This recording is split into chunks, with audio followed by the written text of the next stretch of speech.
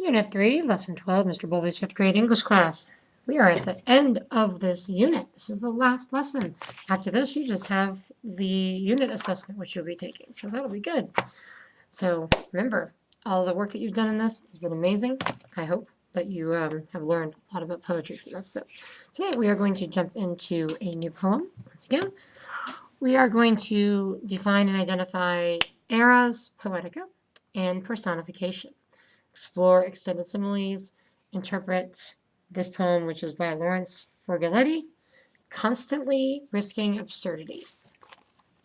That's what it says. It's an absurd looking poem too. We'll see what it means though when we use the knowledge that we've gained throughout this unit, writing our own poems, of course, once again. Okay. Constantly risking absurdity and death whenever he performs above the heads of his audience.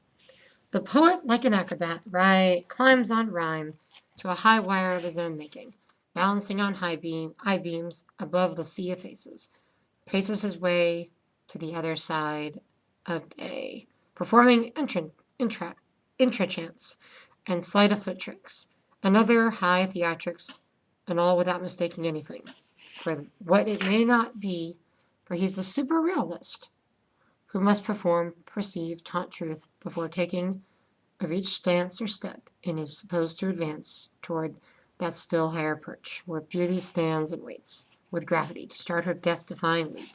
And he, a little Charlie Chaplin man, who may or may not catch his fair eternal form, spread eagle in empty air of existence.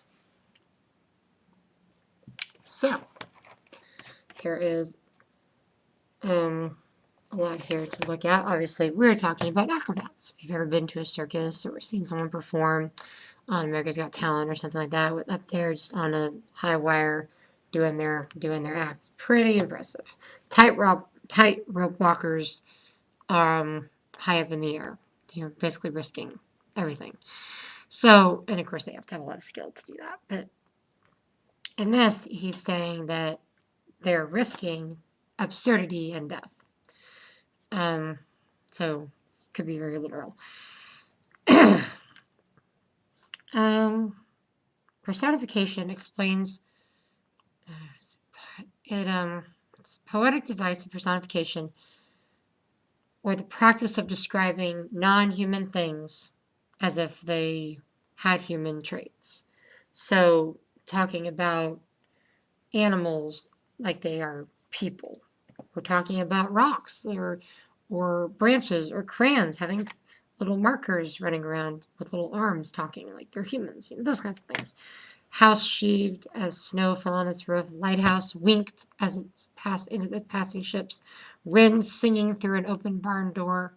Wind can't really sing, but like the wind singing through an open barn door, those are examples of personification. A house shivering as snow falls from the roof. House isn't going to really literally shiver. So let's go through this. 12.1, 134. Read stanza 2. How would you put the message of the first 4 lines of stanza 2 in your own words? Again, poets have to understand truth before they can move forward. You're paraphrasing. That's my paraphrase, number 1. But you have to understand what you're writing before you can move forward. Poets have to understand truth before they can move forward. Just like a tightrope walker has to understand what he's doing, where he's going, everything about the rope. He has to understand all the mathematics that go into place, all the work on making yourself completely balanced on that rope in every way. There's so much that goes into it. Number 2, according to stanza 2, who waits for the poet? Stanza 2, kind of hard to break up your stanzas in here because they're all chopped up, but beauty waits for the poet. Right? The allusion here to Charlie Chaplin is interesting. Charlie Chaplin was in England, now 1889 to 1977. Very, like one of the best non-speaking comedians when, TV wasn't, there wasn't sound back then. So they just had him doing all sorts of crazy things, including tightrope walking and other funny scenes. He was hilarious. At any rate, though, so that illusion isn't there. to him. Number 3, Ferlinghetti personifies beauty by describing it in human terms. What actions or characteristics show how beauty is personified? Personification, again, there's a reminder there of what it means on that page. 12.2, now it's your turn to write in Era's Poetica. This poem, you will describe the craft of poetry, why poems should practice it, what poetry does, and how poets should do their jobs. Follow the prompts below to compose your own poem. So, you're going to answer these questions to help you.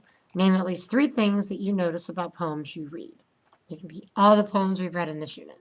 Name at least 3 things you've noticed that are consistent among all the poems we've read. Name at least 3 things you think about when you write a poem. So when you've been writing poems, write 3 things that you've been thinking about. Number 3, what is the most important thing you've learned about writing poetry? And that's up to your opinion right there. So just answer the question in complete sentences, and how you feel and how you've thought about poetry. Number 4, what is your favorite poetic device to use? Why do you like using it?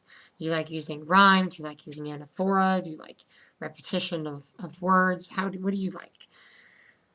Pretend that someone is reading your poems. What response or emotions or actions would you want your poem to evoke in the reader? So that's number 5. What do you want your poets to say? How do you want people to feel when they read your poem? Number 6, based on answer 5, what do you think poetry does for people? Does it help them to express their own emotions? Does it help people to relate to a feeling, to understand something, how people are going on? Use those answers then to write your own poem in that section right there.